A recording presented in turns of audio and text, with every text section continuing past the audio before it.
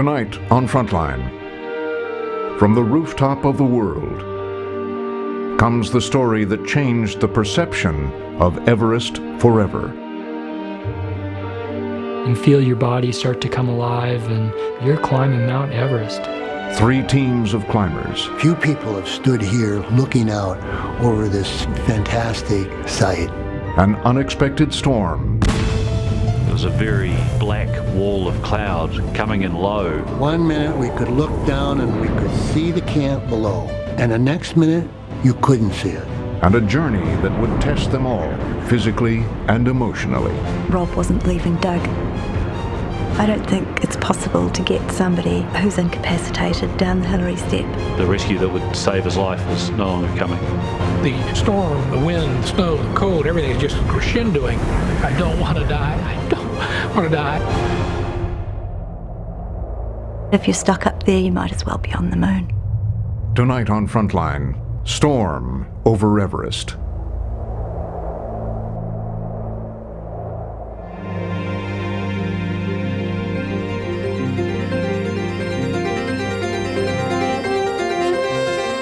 Frontline is made possible by contributions to your PBS station from viewers like you. Thank you. With major funding from the John D. and Catherine T. MacArthur Foundation, helping to build a more just world. And additional funding from the Park Foundation, committed to raising public awareness.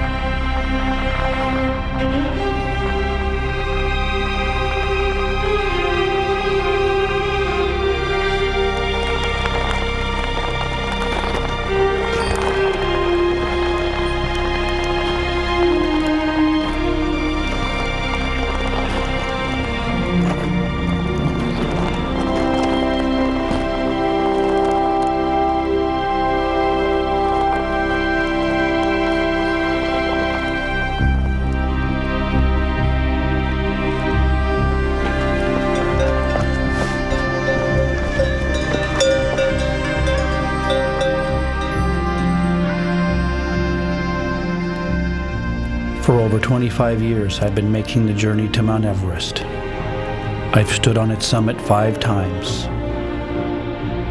The mountain has given me great joy and close friendships. It's also been a place of hardship and tragedy.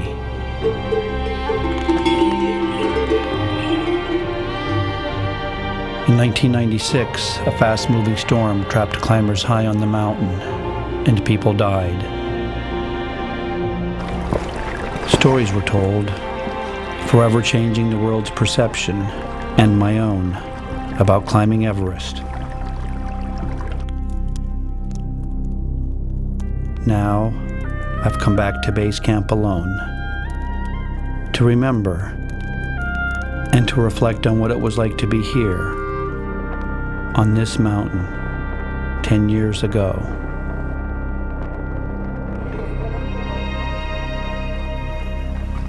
We were all gathered at the mountain's base that year.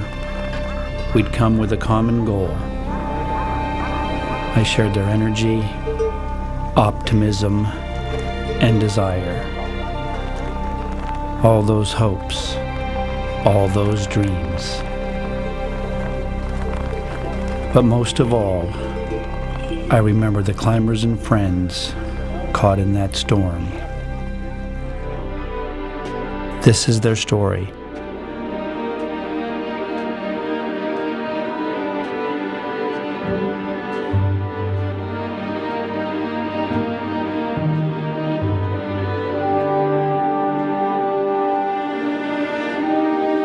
When we left base camp, we were all wary, of course, of mighty Everest in front of us, but this was it. This was our chance. So we took off, and it was a great feeling.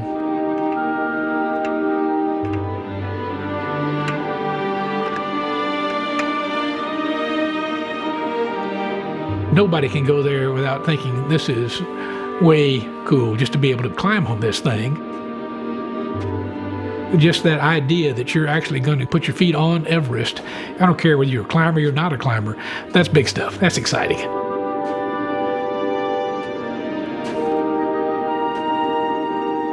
We went 2/3 of the way through the icefall and I was hooked. It was the most spectacular piece of real estate that I'd ever climbed on. It helps you to put yourself in perspective with what life's all about.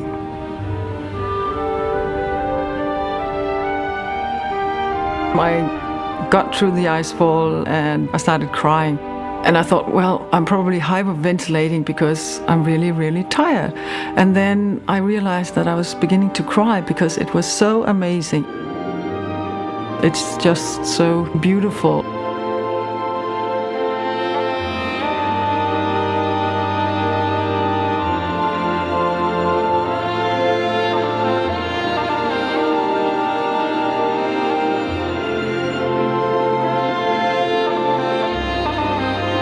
I remember seeing them coming up the western comb. It was May 8th. I was already on the mountain. We'd set out a day ahead of the other teams, climbing up the Lhotse face on our way to the summit. I was leading the IMAX film team, but we'd been held up by high winds, and I was worried about the conditions higher up. We needed clear weather for filming. Looking down from Camp 3, we could see them climbing towards us. The mountain suddenly seemed crowded. We decided to go down and wait. On the way down, I met an old friend who was leading one of the expeditions, the New Zealander Rob Hall. We talked about the weather. I took his picture. Further down, I met another friend who I'd known since we were young climbers in Colorado. Scott Fisher was leading his team of clients. The day before, he'd taken a sick climber down to base camp. It was good to see him, but he seemed tired.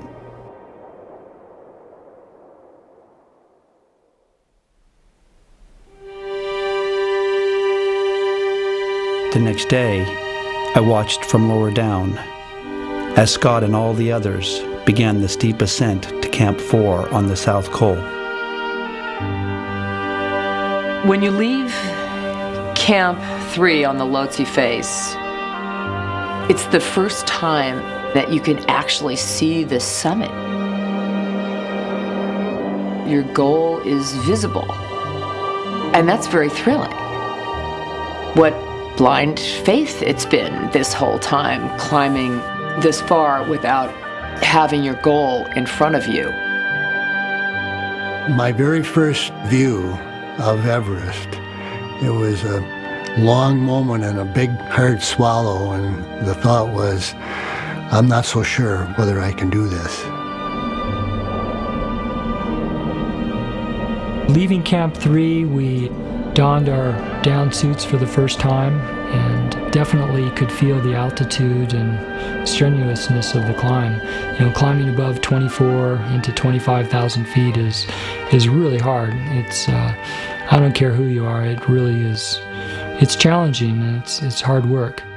This was the first time that I remember registering the air is much, much thinner here than anywhere else I've ever been. Earlier that morning, there'd been an accident at Camp 3. A Taiwanese climber had slipped and fallen into a crevasse, but he assured his teammate that he was okay and would rest before going higher. 我们在离开第三营往上面爬的时候呢，他告诉我说，他要大概再休息1个钟头、2个钟头以后。 You move out of an area that seems familiar. There is this sense of a desolate place. It's kind of like moving into Golgotha. This is a barren, hard, inhospitable, cold, and I don't mean that in temperature. I mean that in just a sense of heaviness about the place. In the afternoon, we got a radio call. The Taiwanese climber's health had deteriorated. The Sherpas were bringing him down, and they asked us to help. We climbed fast up the Lhotse face, but by the time we reached him, Chen was dead. The Sherpas, superstitious about death on the mountain, wanted us to bring the body down. Chen's close friend and team leader, Makalu Gao, had just arrived at Camp 4 on the South Col.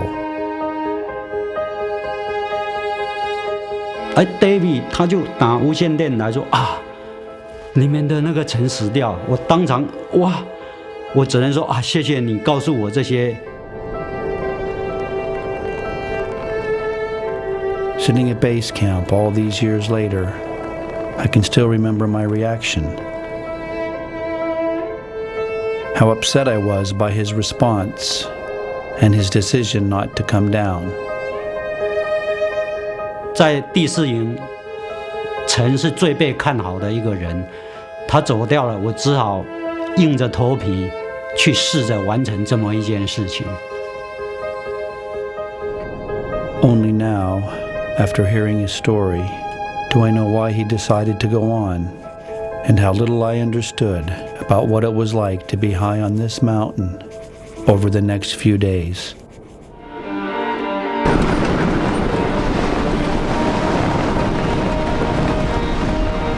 The weather was so crummy that when we first got in there, I didn't think there was any chance that we were going to climb that night. In our tents at Camp 4 that night, it was living hell. It was absolutely crazy. It was bad weather, and the concern was, well, what if it's like this tomorrow?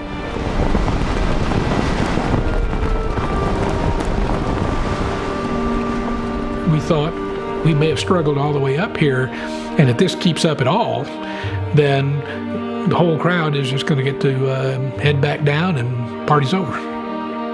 About 8 o'clock, the wind died off, and so we were able to snatch a little sleep, as much as you can up there. You just are basically listening to your heartbeat and thinking, wow, the day has come, I can't believe it. Get ready, be ready, 11 o'clock, we're going. I still remember looking at the faces of the other people. Doug thought it was a bad idea. You could just tell it in his eyes that he didn't want to go. You had a little cover over your head, a little skull cap, and then you've got this massive thing like this, and you're trying to get your goggles adjusted just right, and meanwhile you can't see to put your gloves on, and you've got your straps. Oh gosh, I got the crampons on the wrong feet. I'll be there in a minute.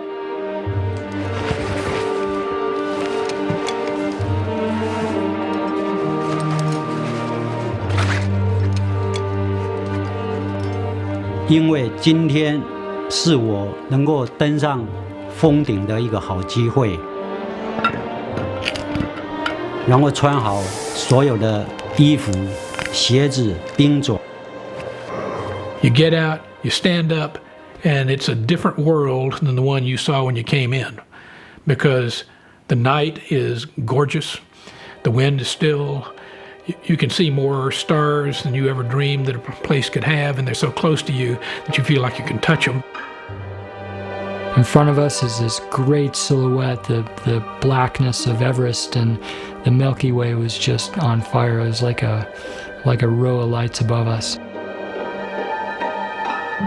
It was a vast, open sky, but there on the mountain, I could see the headlamps of Rob Hall's team, and I was worried that we might be behind before we'd even started.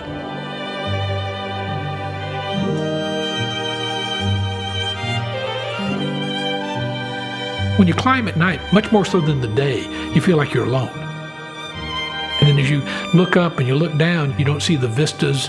You see these little cones scattered along in a line of the people that are all strung out as part of this silent progression of individuals, each one in their own world, separated from everyone else in their team, separated from everyone else on Earth.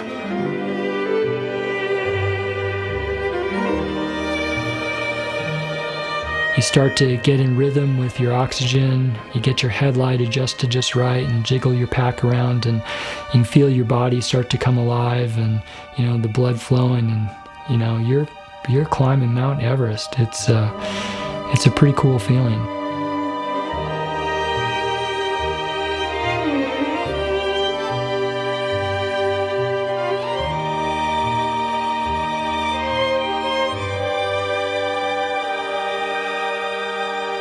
走出帐篷外面呢，有3个雪巴跟我在一起。这3个雪巴都是登顶过圣母峰的，前面1个，后面2个。那时候我就感觉很安全，而且实力应该是不错。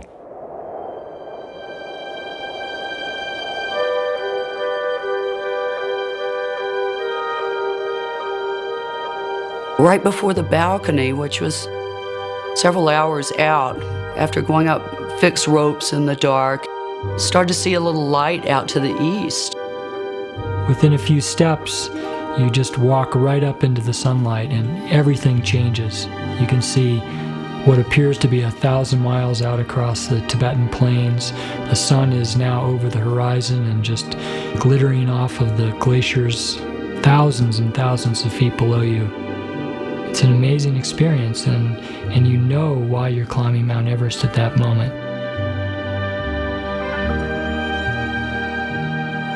You look across at all these other peaks that were always way above you, and now they're tiny. They're like waves in the ocean.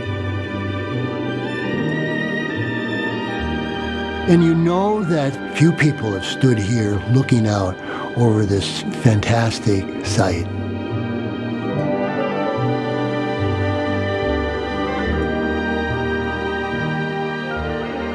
By dawn, the teams were just below the southeast ridge at 27,600 feet.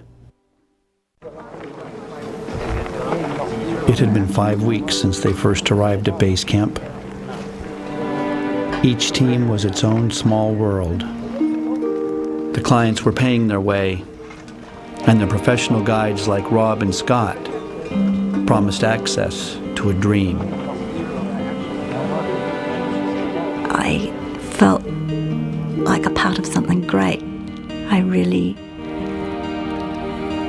think that to do something with people for a common purpose is a wonderful thing, and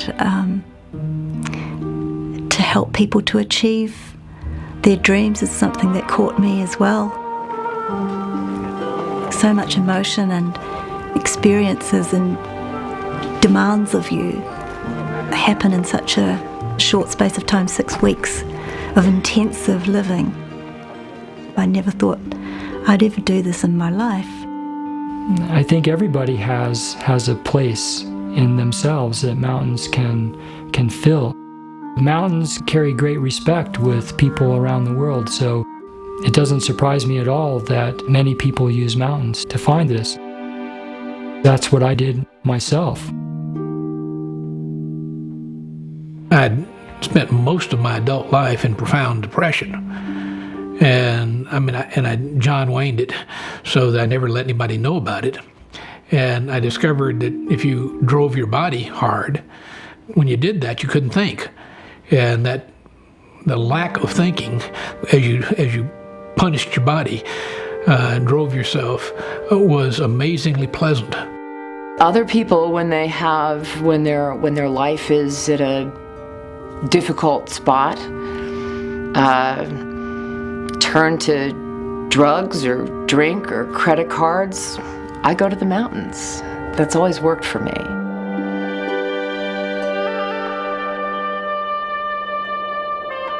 As long as I or human beings believe that by doing something,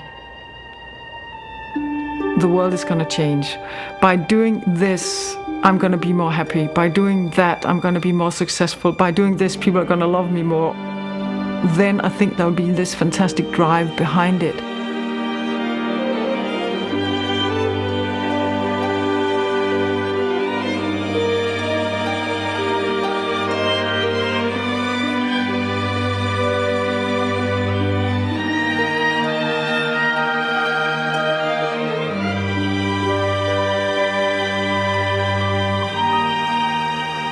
Now that we could see the summit, you're just pulled in. You've gone so far up the mountain, you've come so far from home, and you've spent 6 months preparing for this goal.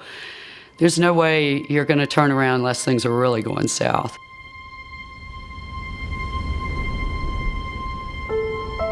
They'd been climbing hard since midnight. It's vital to get to the summit and back to Camp 4 before nightfall.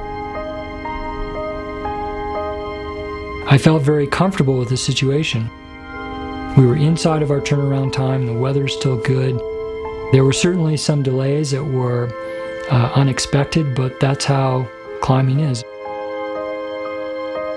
And by the time that I get up to the balcony, I realized that I pretty much was out of the game. My right eye was not really usable because it was blurred over, and my left eye wasn't good enough yet that I felt comfortable going forward. And so when I told Rob this, he volunteered to send me down with a couple of Sherpa. And I just climbed all night to get to this place. I didn't want to go. He said, "Beck, I want you to promise me that you're going to stay here till I come back." And I said, "Rob, cross my heart, hope to die. I'm sticking." And it never, ever crossed my mind that he'd never come back.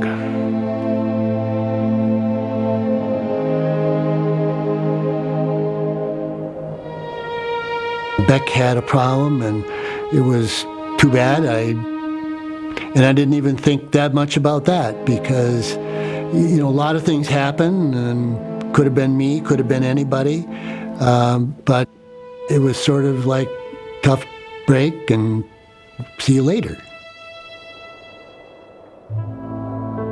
Upon arriving at the South Summit, there were a few people there, and there seemed to be some confusion about ropes and who was going first, and were we using old fixed lines, or did we have enough new line to string across the traverse to the Hillary Step?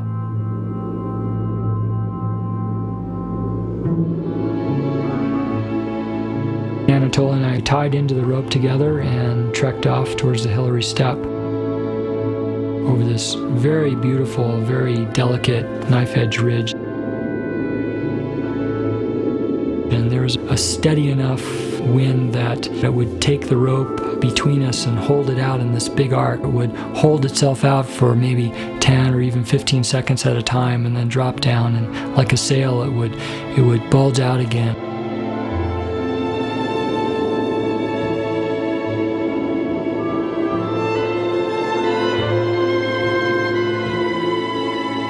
It was definitely not a place that you wanted to fall. You had a rope to sort of guide you that was probably staked in pretty well, but the snow wasn't that great for holding stakes. And the fact that when you sunk your ice axe into the snow, you could look through the hole as you pulled it out and see Tibet, and over here you could see Nepal.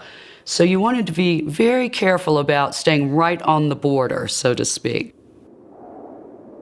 People were stacking up behind us like crazy, and I was feeling lucky to be one of the first people across.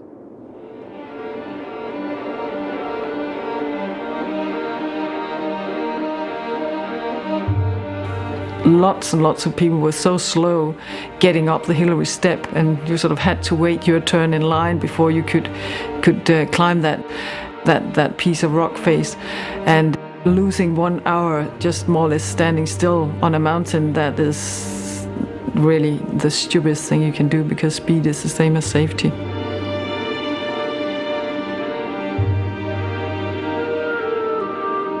I looked at my watch and I had a sick feeling inside of myself. This is the way I was feeling. I was feeling sick at that point because I knew it was impossible to get there by the 1 p.m. turnaround time.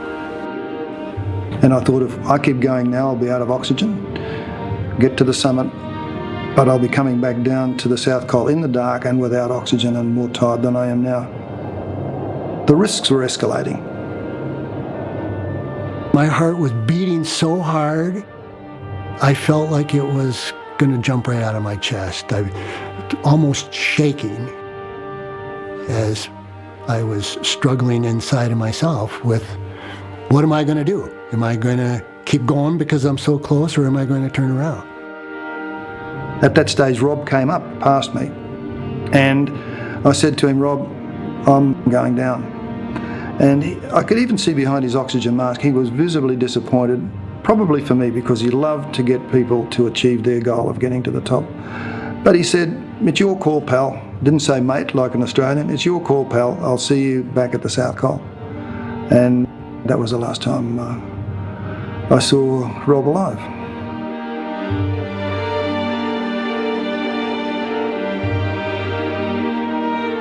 我是看到前面有人在爬很多绳子，一看几十条绳子，然后那个有队员在那里拉了老半天不会动，我在后面就觉得，哎呀，他的动作怎么那么慢？ And it's not difficult climbing by rock climbing standards, but you have to imagine you've got these massive boots with little rock holds for your feet, and massive mitten hands with little rock holds for your hands, and you're all puffy like the Michelin person, and you're trying to execute these moves at 29,000 feet, and an oxygen bottle in your pack, and it's just very awkward. 轮到我要去拉绳子的时候，才一用力，哦，全身没有力量，哦，要爬，哦，绳子好像又会转，那全身哦没力量，当时才想到，哇，很困难，而且刚刚还想说，哎呀，那些人爬那一段绳子好像很慢。 थोक सँगसँगै जाँदाखेरि धेरै मान्छे भयो अनि बाटोमा पनि अलिकति ढिलो पनि भयो तर वेदर पनि एकदम नराम्रो भयो अनि हामी चाहिँ त्यहाँबाट गएर माथि हिलरी स्टिपमा चाहिँ हामी धेरै पर्खिनु परेको थियो हामी त्यहाँ 2 घण्टा जति पर्खेको थियो 看到前面有那个旗子，还有人停在那边，又好像有人坐在那边在拍照片。第一个感觉说，哦，峰顶就在前面。 看一看，好像没多远。这个时候，我告诉自己，哦，今天确定可以登顶，而且告诉自己说，就算用爬的，慢慢爬，我都有把握。I arrived at the summit at 1:25, and for about 5 minutes I really enjoyed the summit of Mount Everest for myself. Then I started watching this stream of people come over the rise above the Hillary Step. Finally, we came to one rise, and I looked to the next, and there were a group of people on top. And I knew that was it. In any other circumstance, you would think that somebody could cover that distance in 10 or 15 minutes, but it took some of these people much, much longer than that.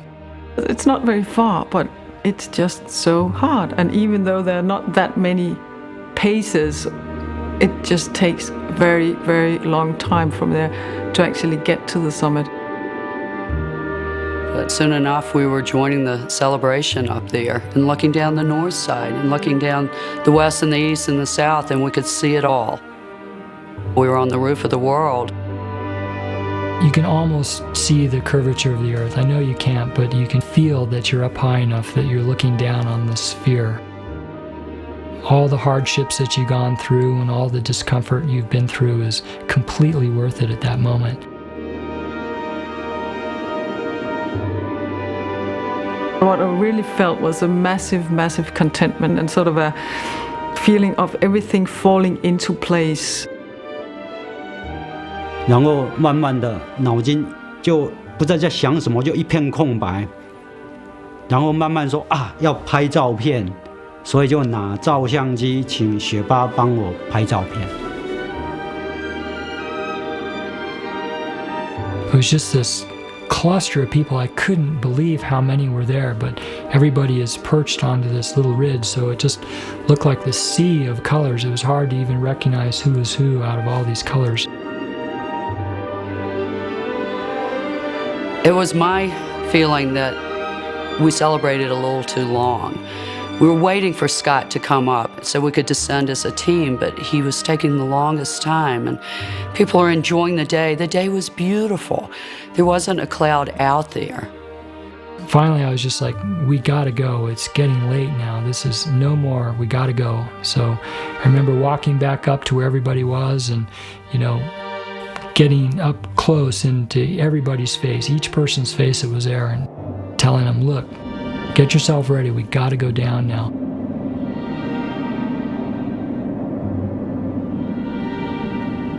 When Rob called me from the summit at 2:30, it was those familiar words, base camp. And this is Everest summit. Oh, and he sounded sort of hale and hearty. He sounded really good. And he told us who had just started descending, and he said that Doug Hansen he's just in sight, and he said as soon as Doug got up to him that they'd do a really quick turnaround. And he was intending to descend straight away. I said, what's the weather like? And he said, cold and windy, cold and windy. Rob and Yasuko and I, we stayed on the summit for an extra 5 or 10 minutes and then took some photographs, and then Yasuko and I headed back down. Yasuko Namba had just completed the 7 summits. It had taken her 16 years. But she was now the second Japanese woman to climb the highest mountain on every continent.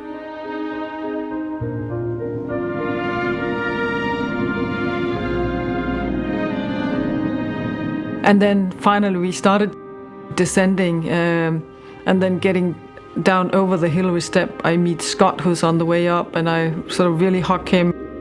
We high-fived, we hugged, and it was just obvious from his movement that he was intending to continue going up.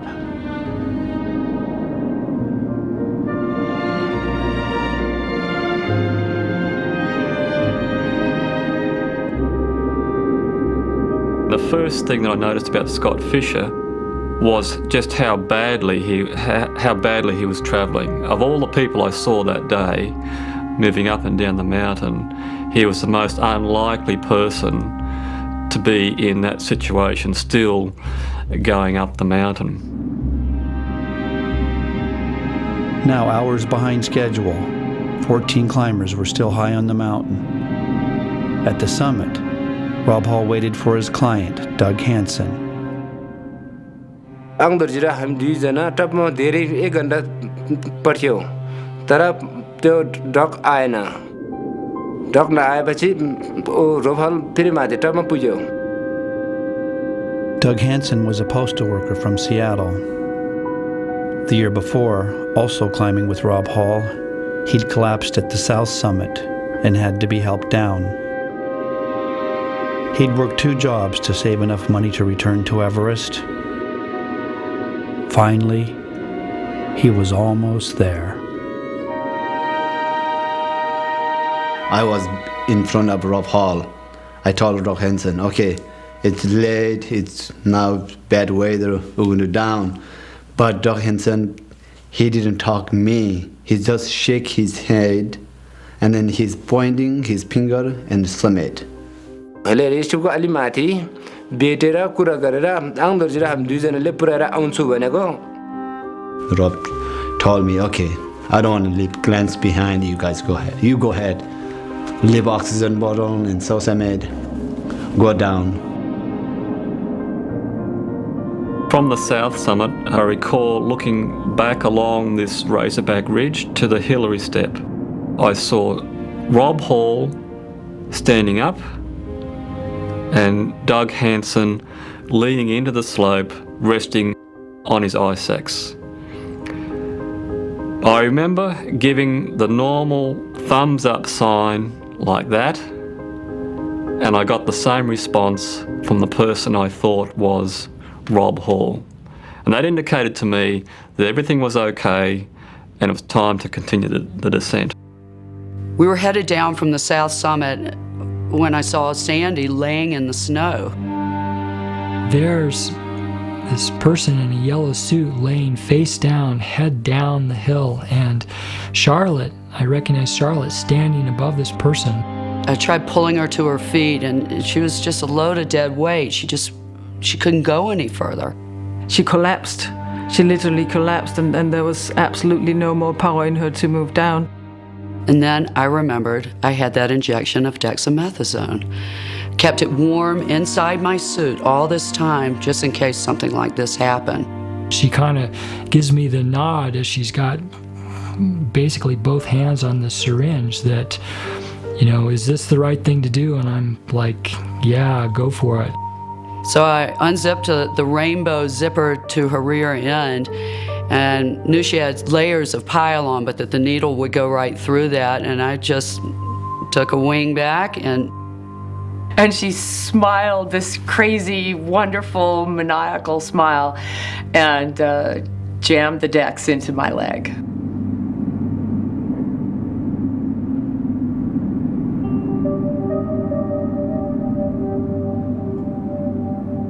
There we also realized that Sandy was running out of oxygen. I asked Lena to exchange bottles with Sandy, and she kind of looked at me like, you're crazy, I'm not giving up my oxygen, and I certainly don't blame her for that. But I was like, you gotta do this because you're walking right now and she is not. From then, I believe Tim and I moved together and left Sandy with Neil, and we were just a little in front of the rest of the gang on our way down to the last fixed ropes.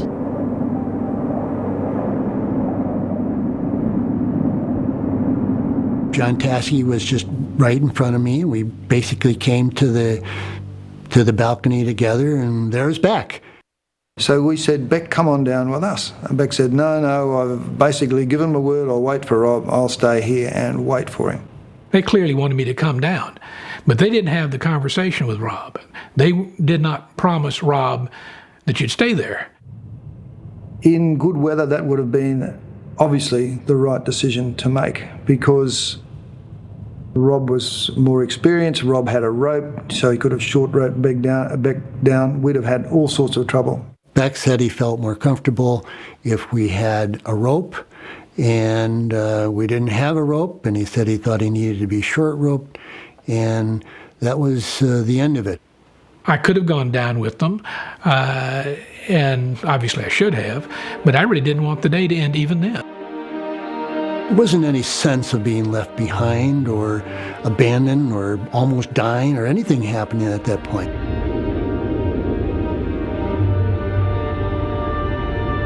When we got the 4:15 call, Rob was asking somebody else in our team who may have just been below the South Summit for more oxygen. And he was obviously with someone in trouble. Rob was on the radio to one of his guides, Andy Harris, who was waiting for him at the South Summit.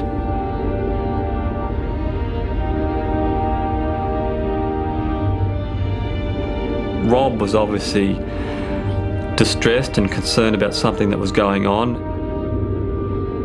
There was something wrong. Andy was last seen climbing back up the ridge to help Rob and Doug.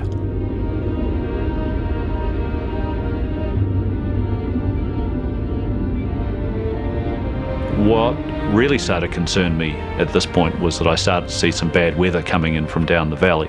There was a very black wall of cloud coming from behind Tawichi, further down the valley, coming in low. Unlike a lot of storms that start high, this storm was coming quite low, and it was obviously very fast moving, very intense. In a few minutes, I saw the mountains of Tawichi disappear. Down below, this, what was sort of benevolent puffy clouds, has now got more of a sinister look to it. It's starting to look like it's, a real storm, and we're walking right down into this storm.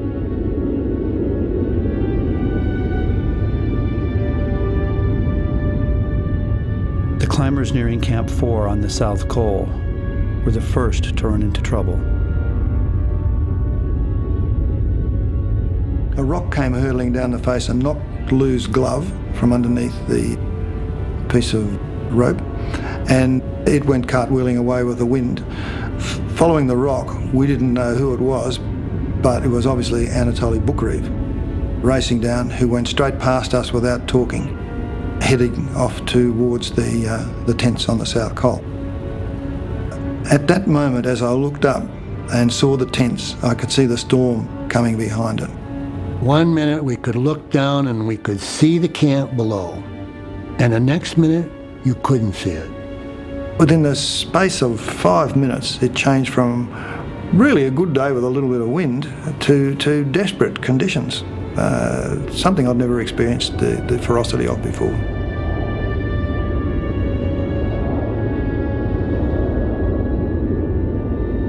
And then I came across Beck weathers, which caught me completely by surprise, because by this time snow had started to fall very lightly. Beck had obviously been sitting very patiently and very still, completely covered in snow. And as he turned to me, all the snow fell off his climbing suit, and suddenly I could see that there was someone in front of me. And I think he said, "Is that you, Mike?" And I said, "Yes." And I think he said, "Well, I've got a bit of a problem. I can't see." So Mike put me on a short tether, and it was a good decision because I'm coming down and I do make some pretty good missteps. I put down and actually shift my weight onto the down foot, and it's nothing there. And then to my surprise, still in the gully, I came across Yasuko sitting in the snow, completely and utterly exhausted. So I really had my hands full now, because here's Beck Weathers, who's totally blind, and Yasuko, who can't walk. There was no more thought about who was on whose team. It was just people. Fortunately for me, Neil could see my dilemma and took over the control of Yasuko.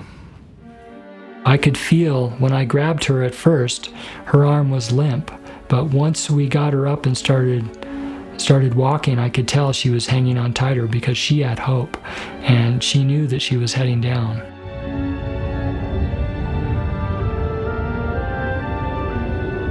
可是走没多久，离开 South Summit 没多久，风我觉得越来越大，然后雪越下越厚，慢慢的我发现我踩的脚印是雪巴人下山的脚印，而不是我们爬上来踩的脚印。这个时候雪巴也开始在找路了，然后也在用那个冰斧。अलि मुनि चाहिँ डोरी थियो त्यो डोरी पायो भने हामी फर्केर आउँछौँ भन्यो तर डोरी हामीले पनि डोरी पाएन नभएपछि हामी चाहिँ उन्दो उन्दो जाँदाखेरि अब फेरि ऊ त फर्केर जानु सकेन अनि हामी तलै पालमा गयौँ. The Sherpas never came back. They left Makalugao more than 1,000 feet above Camp 4, alone. 可是想怎么办？一直在那边想。就在这个时候，我听到后面有声音，我的后面，然后有光线，有那个头灯照过来，我就回头看，哎，我的后面就是那个 Scott 在动。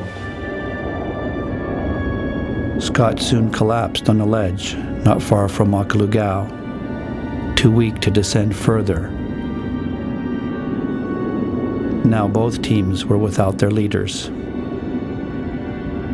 On the top of the Hillary Step, which is about as far away from anywhere in this world that you can get, Rob was in a situation where he had somebody incapacitated that he could not pick this guy up and carry him. That's impossible up there. At 5:15 he called and he said that Doug was weak and yes, I could tell things were very serious. My feeling was that Rob should descend to South Cole and at least look after himself to be in a position to effect a rescue the next day, as hard as that might be.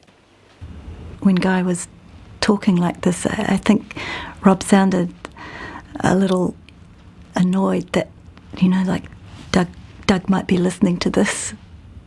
At the time, I was effectively being the devil's advocate. I mean, I was trying to give him the option to decide that what I was saying was a good idea. He might have been thinking it in his own head, but yet not being able to come up with that decision himself.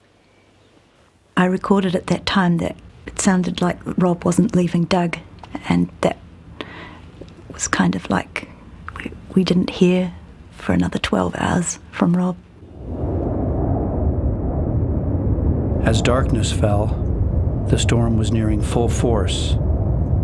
It swept over the South Cole, engulfing Camp 4.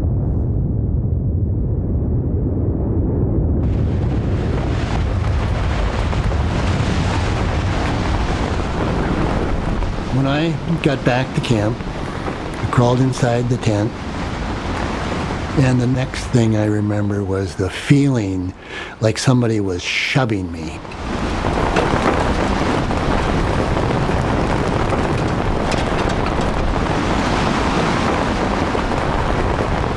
But the thoughts were, why isn't anybody here? Why am I alone?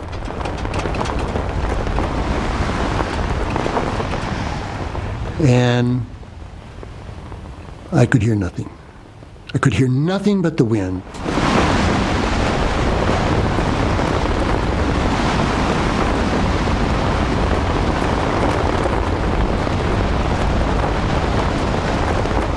It was the wind that was moving me around, like shoving me and pushing me, and it was terrifying.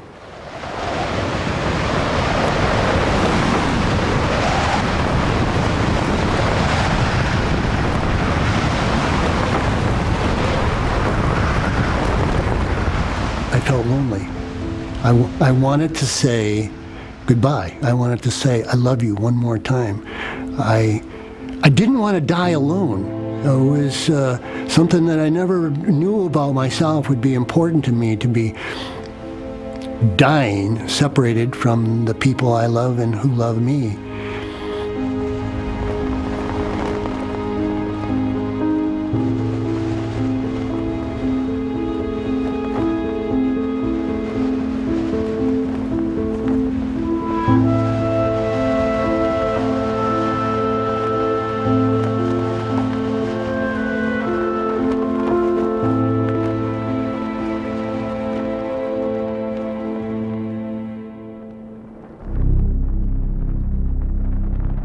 storm, which began as a cyclone in the Bay of Bengal, surprised everyone on the mountain. As it surged higher, gaining in energy, power, and ferocity, overwhelming the exhausted summit climbers as they searched for camp on the hard rocks and steep cliffs of the South Col.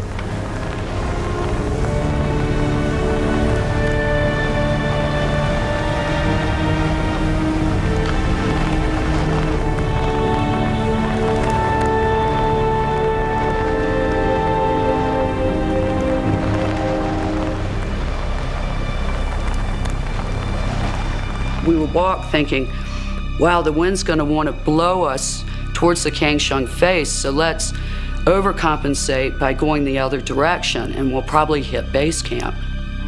And as you move further and you become more disoriented, and the entire time that you're doing this, the storm, the wind, the snow, the cold, everything is moving, is crescendoing, and now it's the noise level is starting to overwhelm you, and you got to yell at each other to be heard at all. And I don't know whether we're getting a sense of just being led like sheep.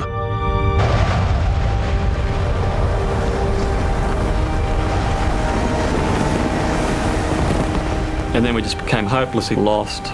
I recall the ice and the snow stinging my face, freezing my eyelids together to a point where I have to sort of break the ice off my eyelids to be able to see, and tripping over rocks and on the South Col, picking up Beck when he did the same because he fell over quite a lot.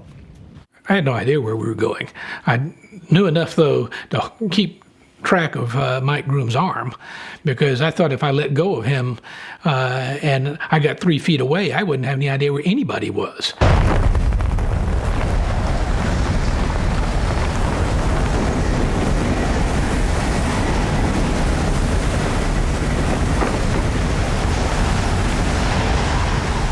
People who have all run out of oxygen, some of them really starts collapsing, and those of us who are still able to walk try to sort of, pick them up, make them keep walking. This is survival, and surviving in the mountain is to keep moving, never ever stop. We all felt that camp was close, and we couldn't figure out why we had not stumbled upon it. We had passed discarded oxygen tanks, pots and pans, ripped fabric of tents. We knew we were right there. We could be 40 meters from the tents and people could die there, but there was no way that we could find our way back to the tents. On both sides of the South Col, it's this big, expansive flat, but at the edges it becomes precipitously steep. One side's the Kangshung face, and the other side is straight down the steepest section on Everest on the Nepal side. So, and it was literally, it would have been walking off a cliff. I just had this strong feeling that we had to just stop and sit down and just wait for a little bit for the storm to abate before we made a decision we couldn't get out of.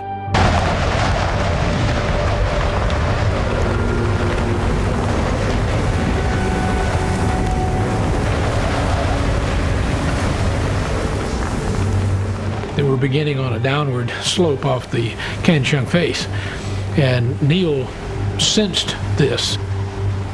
I don't know how he did it. That's the reason Neil's a guide and I'm not. But he made that decision that we're going to stop, and then we start to come together, this odd lot of individuals, and we become the huddle.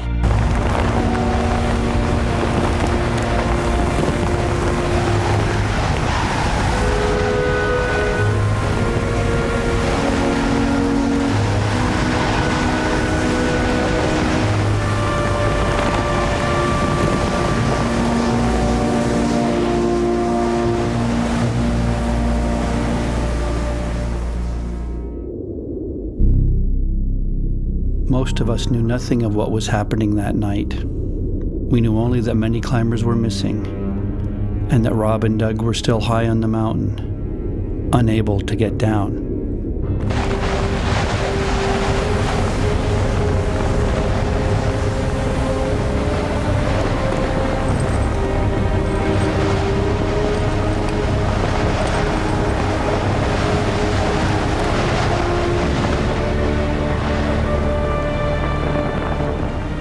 I don't think it's possible to get somebody who's incapacitated down the Hillary Step, let alone along the knife edge ridge between the Hillary Step and the South Summit, let alone in a storm.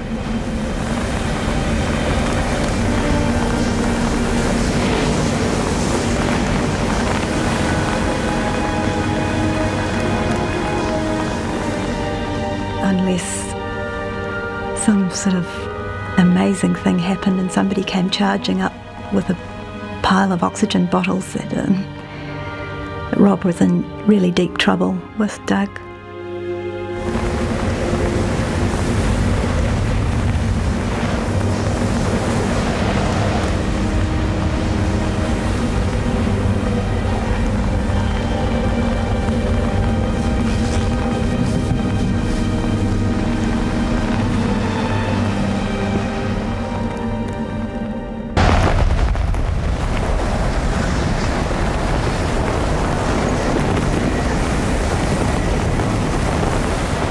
As time passes, each one of us becomes more and more absorbed in our own world. You can know the other individuals are there, but you're beginning to lose that sense of contact with them. Charlotte says, "I don't care anymore, all I want to do is die."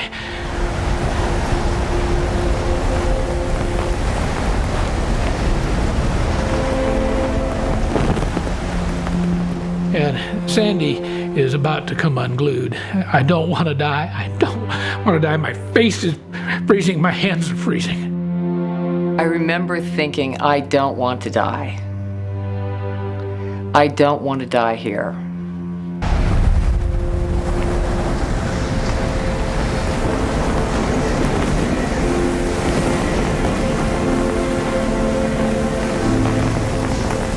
Yaska was next to me, and I was pretty much trying to shove her and pummel her and try to keep it going. And at some point in there, though, I had this sense of just gently moving away. I wasn't giving up. I was becoming unaware.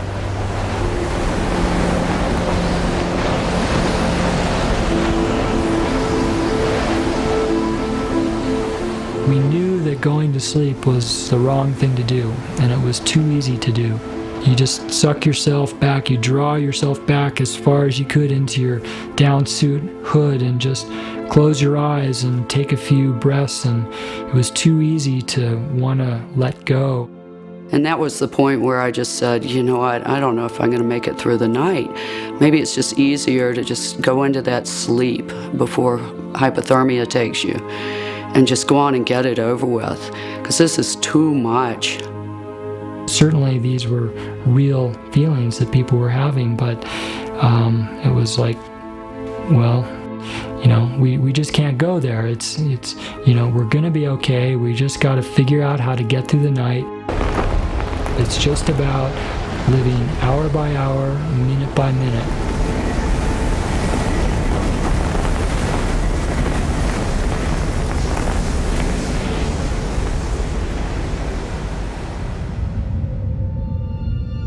Makalugao was caught by the storm far above the climbers on the South Col.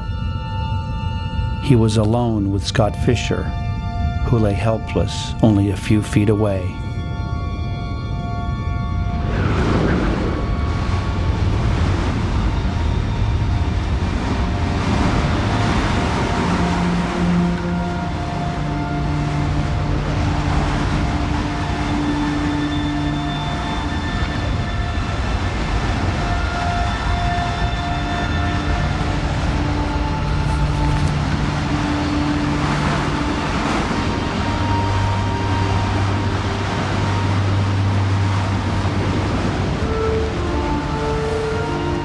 知道说，如果我那个时候如果睡觉的话，那个身体就会失温，一失温的话，一下就会死掉，所以一直告诉自己不能睡觉，让它发抖。可是没办法，最后我是警告自己，叫自己的名字，马卡鲁不能睡觉，马卡鲁不能睡觉。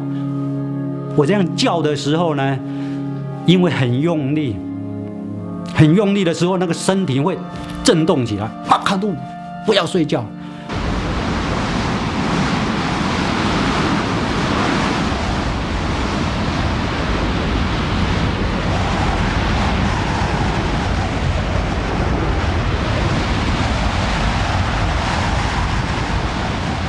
所以那个时候我就想到，哇，安妮达跳 disco， 那我现在要来跳 disco， 我要让自己身体运动，然后能够取暖。所以那时候我就开始然后打自己，拍打自己，然后脚就踢过来踢过去。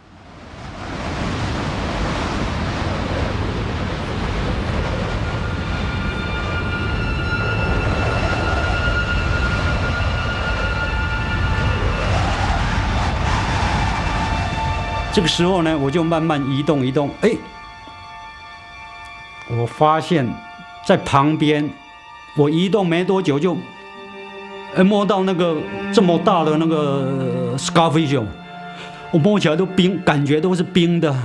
然后我靠近，真的呢是个人，然后他就说 I am sick， 声音很微弱。可是我听到那个 I am sick， 我想他说他生病，问题是我也没有能力去救他。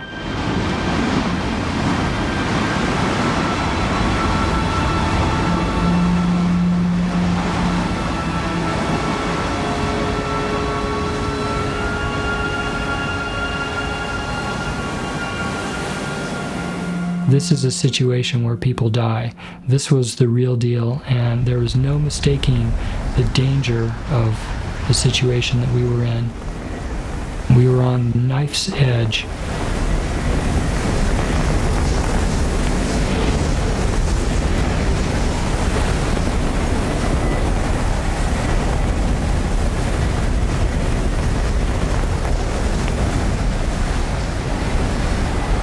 I could almost objectively watch what was happening to me. And then that was fairly eerie, not so much as being an out-of-body experience, but monitoring myself for my downfall. You're in this little tiny world of incredible noise and cold, and you're going past just shivering and shaking uncontrollably, where you have no ability to stop your body from trying to generate enough heat. You can't get it to stop.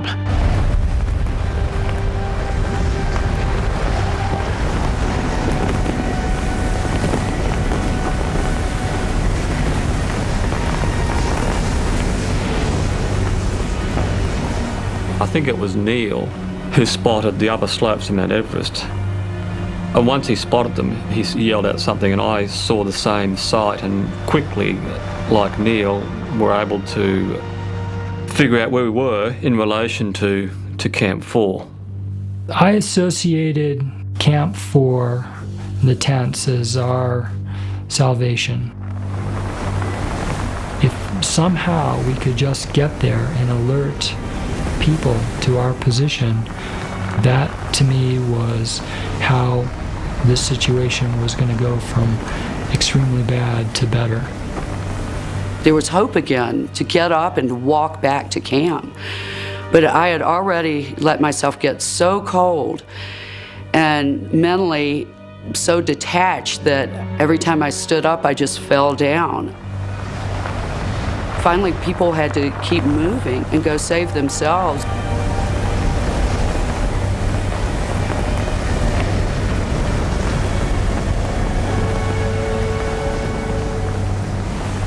Yasuko I had on my arm the entire time in the huddle, and when I grabbed her to try to stand her up, she kept falling to the ground. You know, I tried to to drag her and help her along, but I couldn't do it.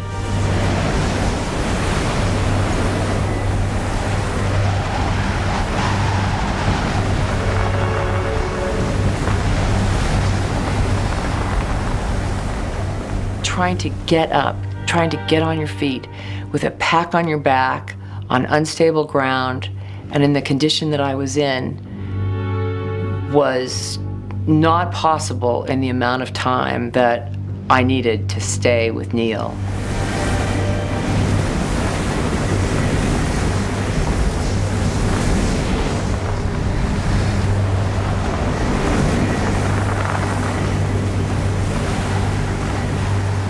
We were staggering about like really drunk people.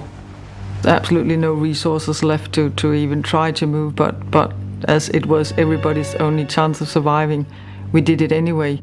And I tried to go with them, but I had Beck and Yasuko, and I think I had one person on each shoulder.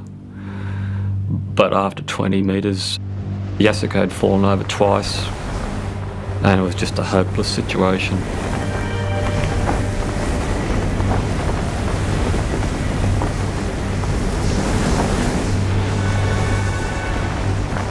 So everyone moved off, and then we tried a few times to get going, and we could see people getting further and further away from us.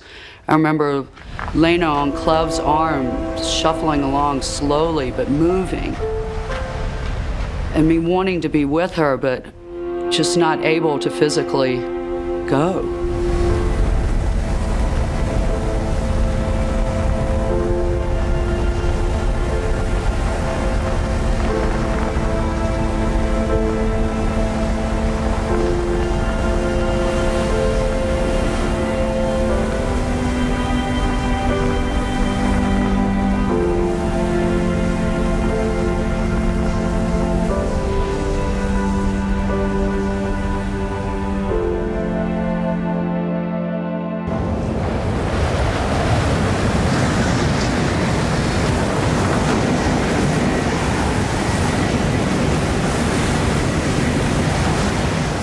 We'll never know what happened to Rob that night. It must have been a desperate struggle as he tried to move Doug along that ridge, only a few feet at a time, so far from the safety of camp.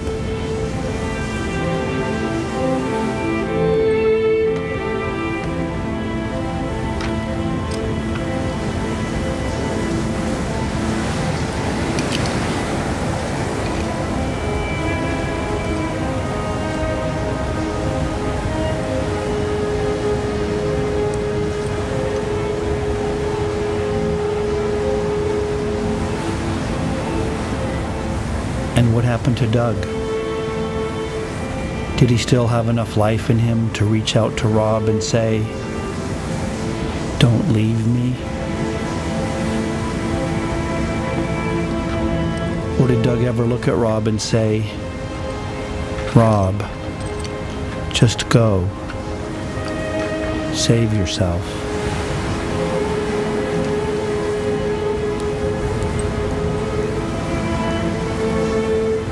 And where was Andy Harris?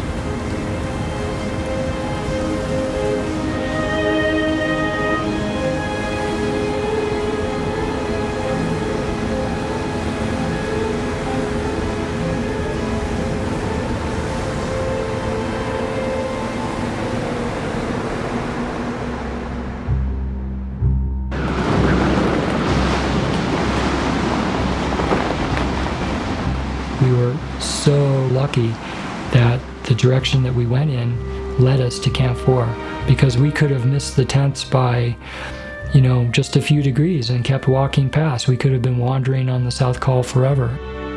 Eventually, we sort of just staggered into the tents and more or less collapsed. Anatoly was like, "Where's Scott?" He kept asking, "Where's Scott?" And I remember telling Anatoly he wasn't with us. "No, Scott, not here, not here." But people, and I remember turning around and pointing. Anatoly Bukriev, a strong Russian climber, was one of Scott Fisher's guides. He'd climbed to the summit without bottled oxygen and had descended to Camp 4 on the South Col, hours ahead of his teammates. Anatoly gathered some thermos with hot tea, whatever could be utilized to really revive people for at least for a little while. And then he set out into the snowstorm. And at that point, I really felt like I had passed this baton to Anatoly. And I just assumed that this same set of actions was happening for Rob's team, and that Yasuko and Beck would make it back as well. There was certainly a great deal of hope when I saw the group move off towards the tents. That meant that somebody would know where the rest of us were. Surely someone would come out and find us. That clearly was what needed to be done. I thought, it's not going to be very long. We'll have help to come back out here, and we'll be back in the tents. It couldn't be more than a half an hour, and folks will be back.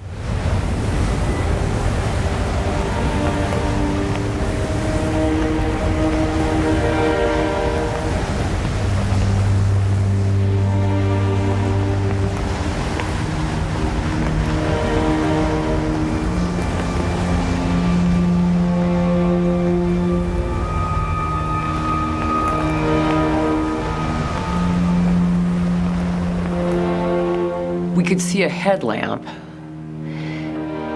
coming vaguely in our direction, but certainly not striding purposefully.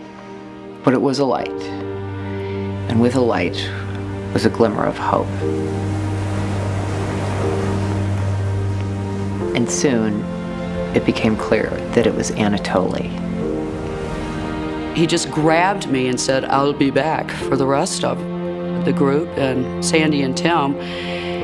And he hooked arms with me and assisted me to my feet, and we started to walk back. I tried once again to sit down every few feet and rest, but he told me not to do that. That was impossible. We had to keep moving. Finally, I came into a tent, and there was Neil with a huge hot cup of tea. And I remember him handing it to me, and I couldn't hold it because my hands were shaking so violently that he had to feed me the first few sips, and then I could put my hands around that cup and warm them enough to be able to stop shaking as much and drink myself.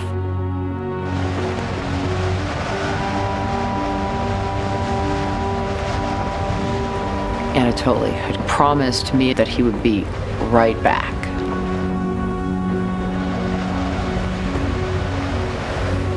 At a certain point, I lost hope that he was going to come back, because it seemed like it was taking so long.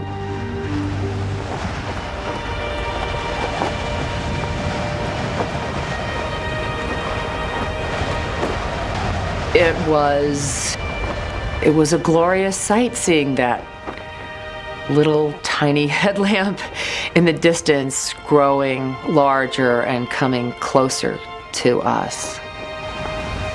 He came back. Anatoly spent the whole night trying to rescue those people. He would have wanted to bring back both Beck and Yasuko at that point, but if he had done that, he probably would have died himself.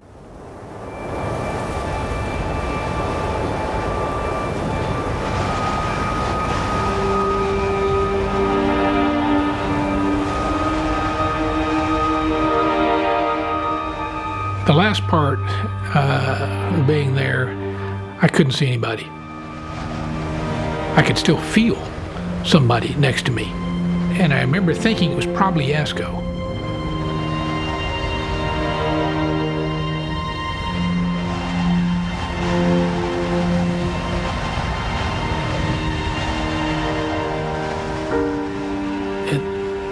At that point, there was no pain left. There was just a sense of just detachment and calm.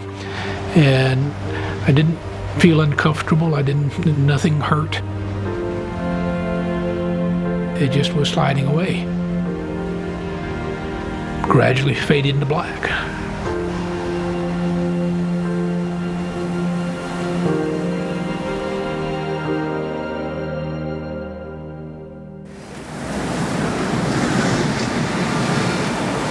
我真的会死在这个地方啊！因为我用很多方法想自己看怎样烧这个弄那个都没有用了，这下子真的只好面对死亡了，真的要死掉了。一想到要死掉，自己心里头很难受，因为不想这个时候死掉。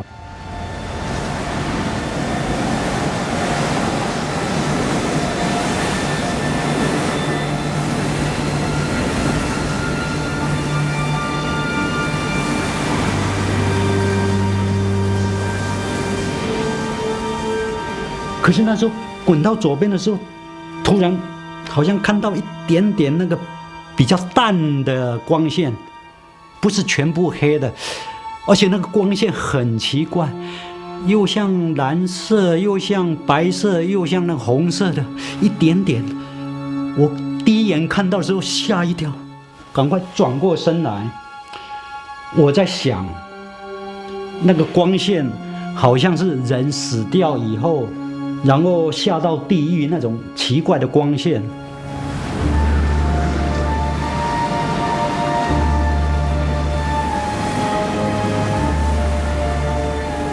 然后才给他看一下，好像是那个太阳要出来那么一点点亮亮的，但是不是很亮。你一定要撑到那个真的有太阳出来，有阳光的话，你大概就不会死掉。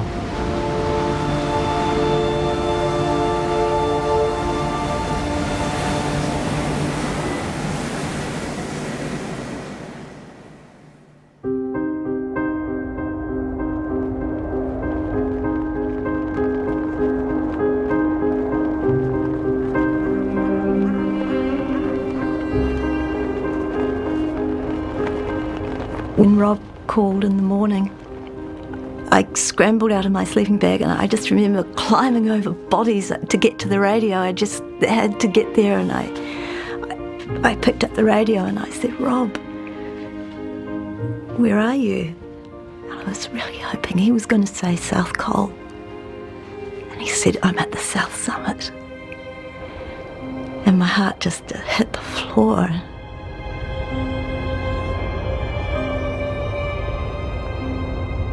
Rob once said that if you're stuck up there, you might as well be on the moon.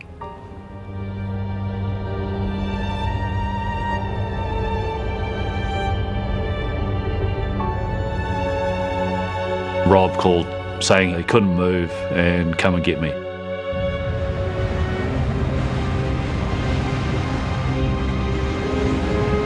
And when we asked Rob about Doug, all Rob could say is that Doug is gone.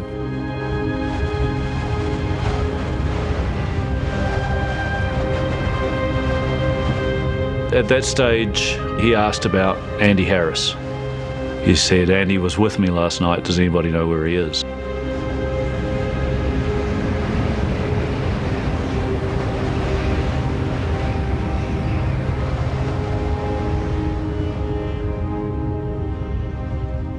In the morning, we went through looking through Nambai and back. 350 or 400 meters from South Col. Back was lying down.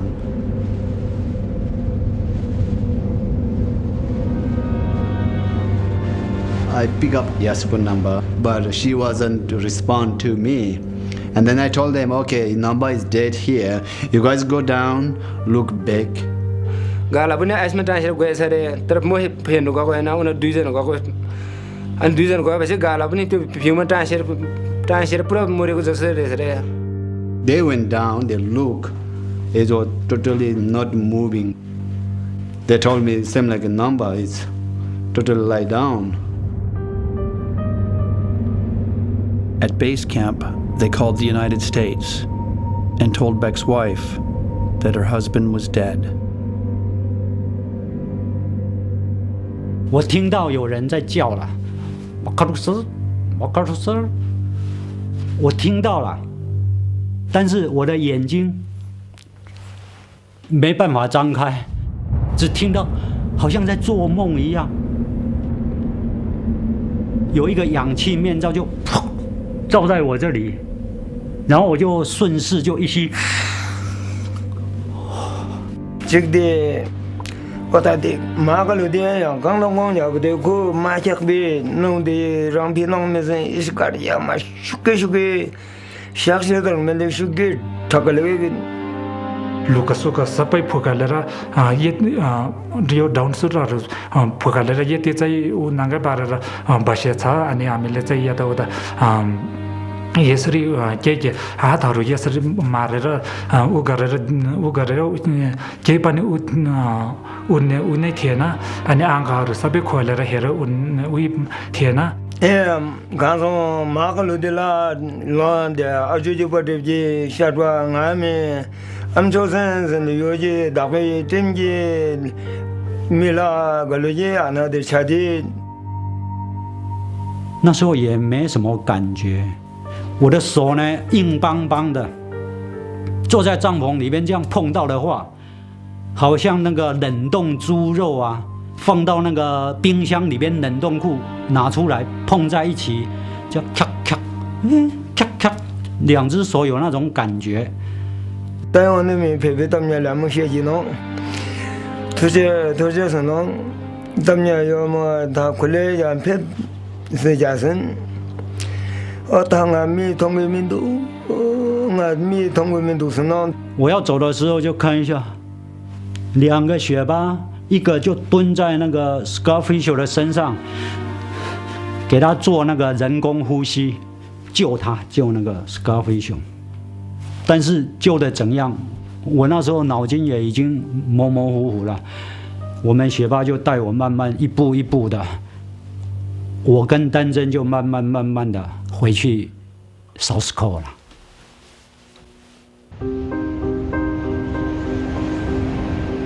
During the morning, the winds became so strong. The Sherpas tried their hardest to get to Rob. They had to turn around somewhere up on the southeast ridge. There came a point that they realised it was too dangerous for them to continue. It was still blowing and hard to see, hard to find the path.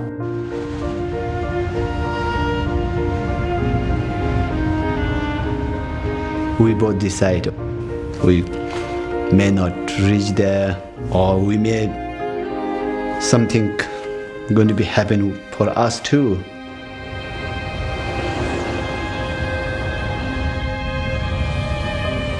They were very upset that they had not been able to get up to Rob. They tried their hardest, but these guys were very exhausted.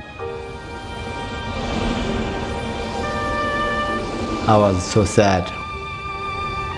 I came all the way up there to help Rob, but I didn't meet him. I had to return close to by him. They were about 100 vertical metres below him and they had to turn around. And they left some tea in the hope that Rob might possibly get to it, but when I heard that news, I was in tears and Guy had to speak and tell Rob. That was a very hard call to make, to have to tell your friend and long-time climbing partner that the rescue that would save his life was no longer coming. Nobody can come.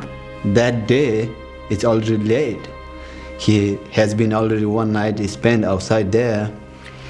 And then, I already thought when we left, he's going to die.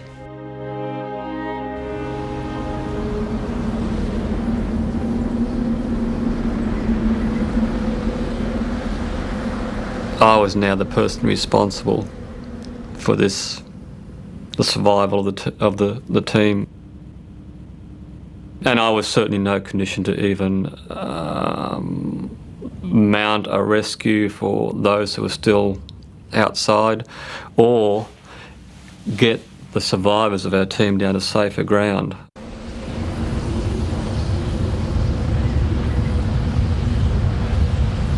The decision to leave Beck and Yasuko where they were was not really a difficult decision, with probably partly my medical background, but also what we'd been through the night before was, this was horrific. To see Mike come in very close to death, my estimate would have been at half an hour and Mike would not have been able to move. And here were these other people exposed to phenomenal winds, at least 80 miles an hour, 20, 30 below zero, all night.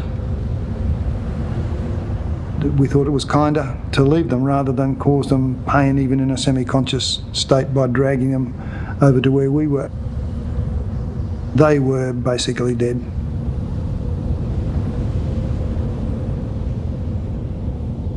When I initially began to come around, I thought I was in my own bed. It was pleasant, it was warm, I was not the least bit uncomfortable. There was nothing to hurt because all the parts that were exposed were dead. And dead flesh doesn't hurt. And it wasn't until I got far enough along that I opened my eyes and could see the ice in front of my face. And then I managed to look over and I saw the claw that was my frozen hand. That I really, at that point, I knew exactly that I was somewhere on that col, somewhere on that mountain. So I was on my own. Well, I was as good as dead. Then when I saw my wife and children just directly in front of me, that's what drove me. And that got me up, and that got me moving. I fell down a bunch of times. I was just trying to keep from going in circles. I remember one thing that was pretty unsettling. I can see the sun, not the rest of the stuff around, but I can see the big yellow ball up there, and I'm looking at it, and it's about there as I'm looking above the horizon. And as you well know, when that sun goes down, the place changes rather dramatically from something which is survivable to something which is just horror on earth. I'm shuffling along, aware that I'm hallucinating. And as I was getting closer to these blue objects, and I'm really not aware yet that the blue things are the tents, it rolls through that they might be, but I don't really know that. And it's only when somebody stands up in front of me and we look at each other over one of these blue rocks do I realize that I'm back. I'm in the tent, I'm in a sleeping bag, and they know that I'm here.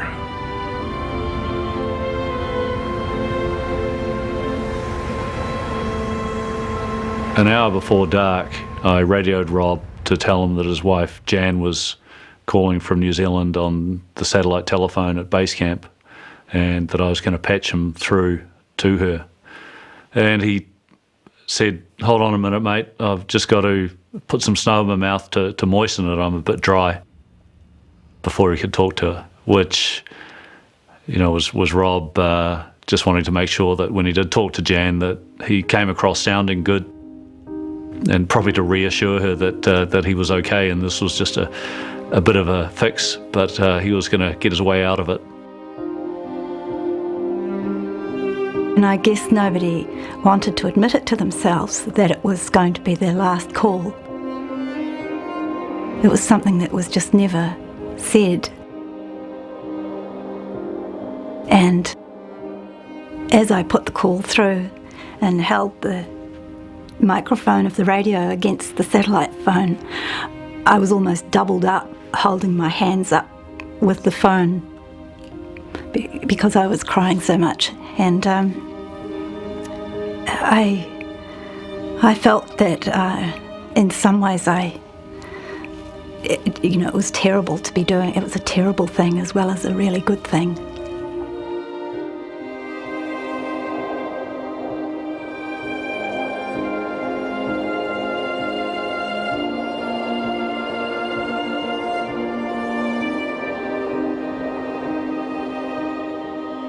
It nearly broke my heart, but I was glad that I could do that for them. And every time he spoke to Jan, he lifted. And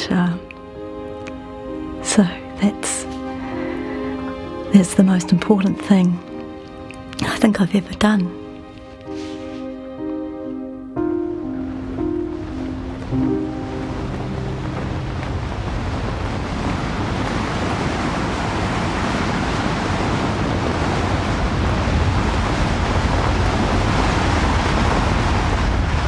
On the second night, the winds blew up even more than the first night. And at one stage, the moorings that were holding the tent to the rocks started to give. I didn't realise that Beck was alive. And what surprised me more was when I heard that the whole night he had been in a tent no more than 10 feet from where I was. During the night, I woke up and I realized I was completely alone and I'm incredibly thirsty. So I call out enough till finally one of the Sherpa comes over and he has a thing of hot tea. And he's right outside the door of the tent. And I try to get him to come into the tent and he won't come in. We sit and stare at each other for a while.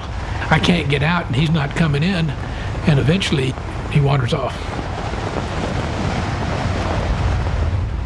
I think there was something about me that had an air of death.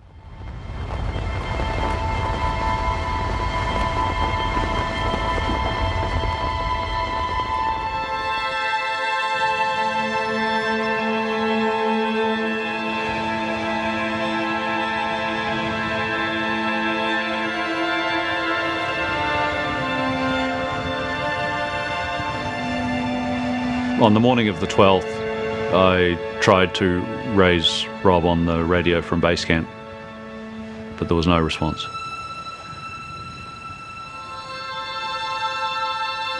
We tried repeatedly through the day. We always were monitoring the radio, but we didn't hear from Rob again. There were so many people needing assistance and help from South Cole that there was just no possible way to initiate another rescue effort.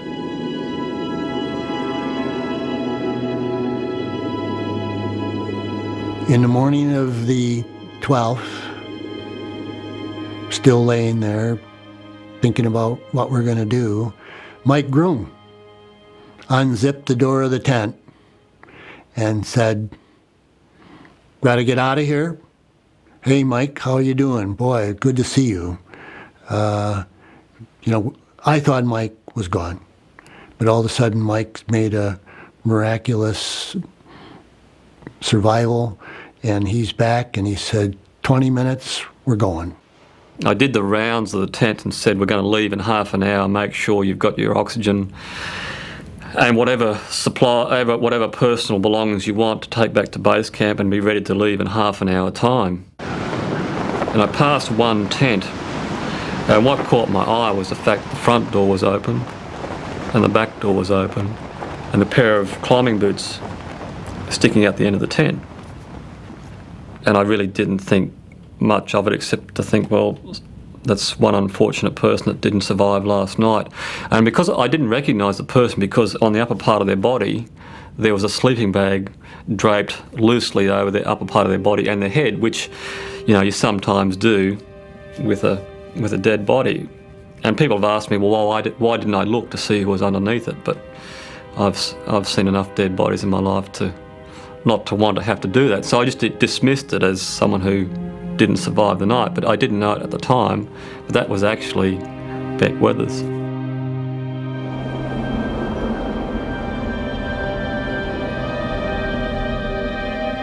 No one had told him that Beck had come back. Beck had been put in a tent alone, left for dead once again.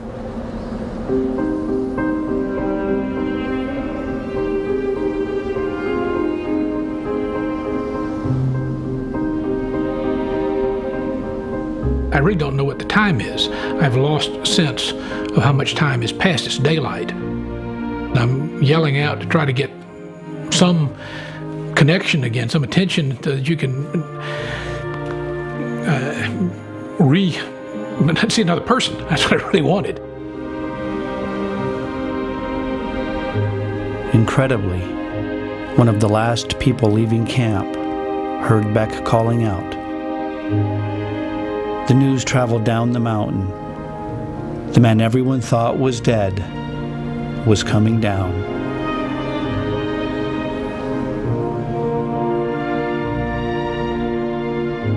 After descending the Lhotse face, I came across David Brashears, who was holding out a water bottle to me.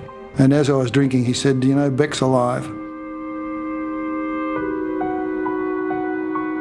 You could have slapped me in the face and not surprised me as much as that. And I uttered some expletive deleted and said, "That's not true." And he said, "Have a look for yourself." And I looked up across the Lhotse face towards the Geneva Spur, and there were two people helping this fellow down in a suit which was obviously Beck's suit. I was alive again. I was coming back. Even if I just fell apart at this point, I was going to get off the mountain.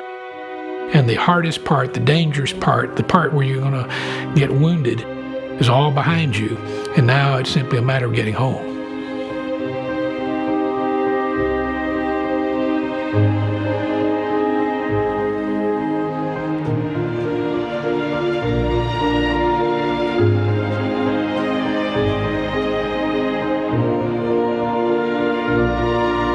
For days, people have been dying all around me, and I'm having no emotion. My emotions were frozen as my body almost. But what's in fact happening is they're all storing up inside of me for this moment.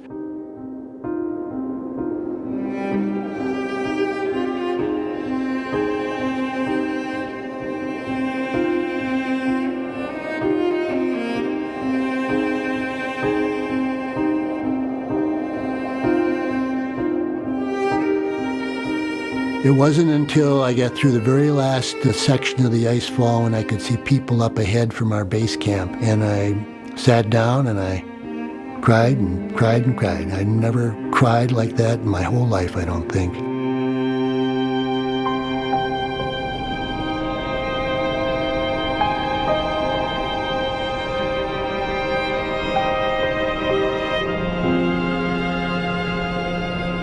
When we got down to the base camp and I walked in for the first meal into the mess tent, that was probably the second biggest shock. The enormity of it all hit me in one fell swoop. Looking around and seeing all these faces, half of the people that I knew weren't there anymore.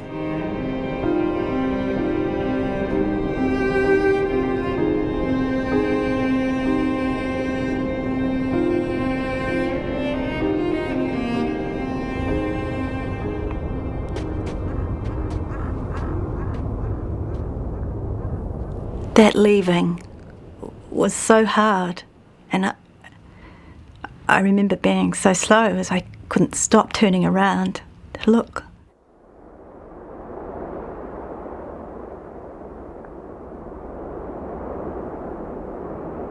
It was so hard to turn your back on the mountain with Rob and Andy and Doug and Yasko and Scott Fisher, all lying up there.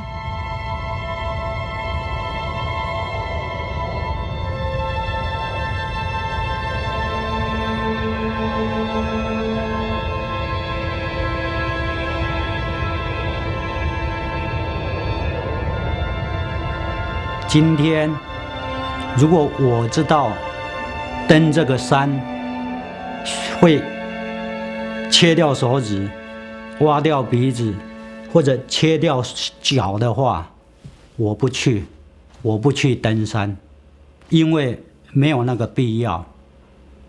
可是，当我很小心的准备好了，装备各方面都准备好，体力、技术都 OK 了。我尽我所有的能力去努力准备，然后去登山，结果遇到不可预测的意外，那我接受这个事实，这是我的想法。Everybody always says that the definition of character is what you do when nobody's looking.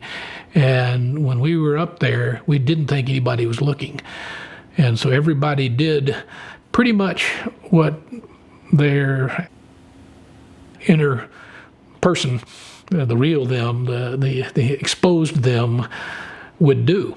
And some individuals come out of that, I think, justly proud of their actions. Others would probably never want anybody to know.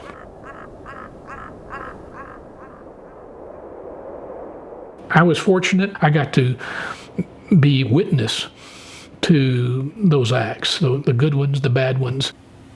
And the individuals that came through that did well, that were selfless. I mean, every one of those people, every one of them is, to me, a hero. Even if nobody knows that.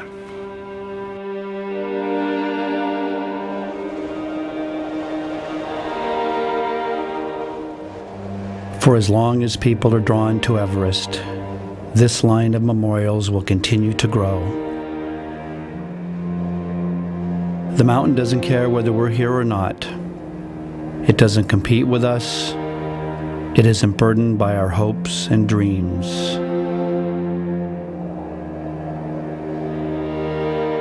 Everything it means to us is only what we bring to it. It's what the mountain reveals about us that has any lasting value.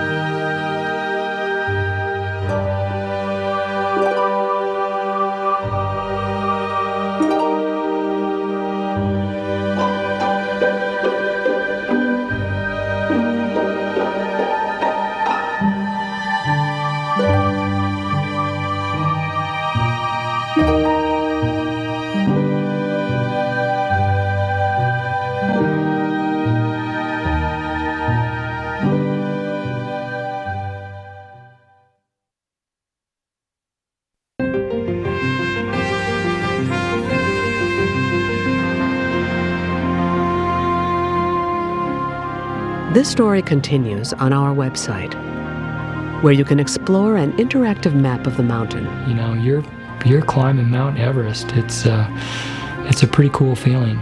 With a time chart showing where the climbers were as they recount what was happening to them. I was feeling lucky to be one of the first people across. And as I was getting closer to these blue objects, and I'm really not aware yet that the blue things are the tents. Read filmmaker and climber David Brashear's interview about making the film and what he learned. Stories were told, forever changing the world's perception and my own about climbing Everest. Read interviews with the climbers and Sherpas on some of the tragedy's major themes. Why the quest for Everest? And you know that few people have stood here looking out over this fantastic sight. By doing this, I'm going to be more happy.